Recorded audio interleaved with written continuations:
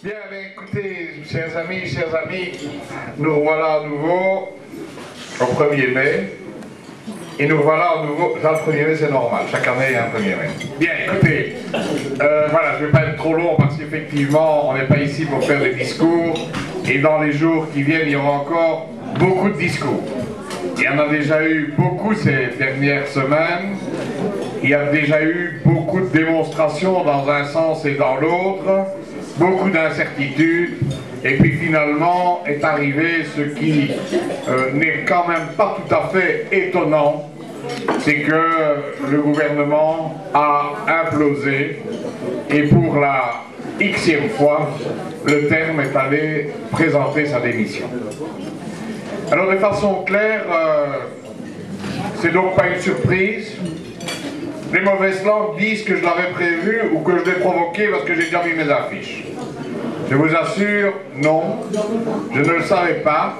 Mais souvenez-vous, il y a eu Dispo, il y a eu Boulot, maintenant il y a Allo. Ceci étant dit, si Bruxelles à Vilvoorde était si simple comme problème, il y a longtemps que ce problème serait réglé.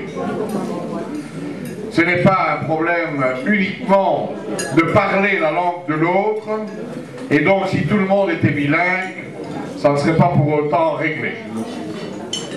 Ensuite, c'est une question aussi de respect de minorités, c'est une question aussi de garantie de survie pour la région bruxelloise. Et donc, il faudra, parce qu'il faudra bien trouver une solution, il faudra, après les élections, désamorcer ce qu'un président de parti a appelé une bombe atomique.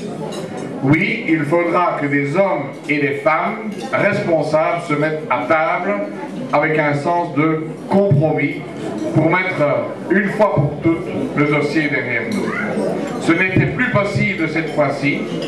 On était au bord de la rupture et on a évité de justesse l'affrontement hier à la Chambre et la semaine dernière aussi. Heureusement, il y a eu un sursaut et il faut espérer que ce sursaut se poursuivra.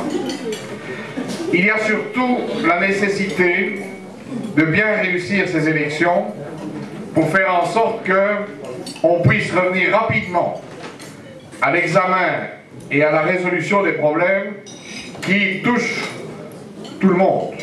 Les préoccupations d'emploi, les préoccupations de chômage, de santé, les préoccupations de logement, de la vie au quotidien, dans une crise financière qui est loin d'être terminée, quoi qu'en disent certains chroniqueurs boursiers qui disent que tout va bien maintenant puisque les bourses remontent et les parachutes dorés continuent à exister. Nous sommes là, nous entendons continuer à assumer nos responsabilités lors de la prochaine législature, parce que notre conviction, c'est que là où nous sommes, effectivement, les choses avancent. Il suffit de regarder à la communauté et à la région. Mais il y a une première préoccupation. Et là, on aura besoin de chacune d'entre vous, de chacune et de chacun d'entre vous, pour aller dans vos quartiers, avec nous, aller dans vos familles, chez vos connaissances, chez vos amis, pour d'abord convaincre les personnes de la nécessité d'aller voter. Parce que si on ne convainc pas les personnes de la nécessité d'aller voter, dites-vous bien que ça va continuer à faire le lit des extrêmes, extrême droite, nationalistes, et ce ne sont pas ces gens extrêmes qui vivent de la division qui permettront de faire avancer les solutions. Ce ne sont pas des gens qui sont incapables de faire des compromis qui feront avancer les choses. Nous sommes des responsables, nous entendons le rester, fermes sur nos valeurs, fermes sur nos positions, mais capables de trouver des solutions, et nous ne sommes pas là pour créer des problèmes.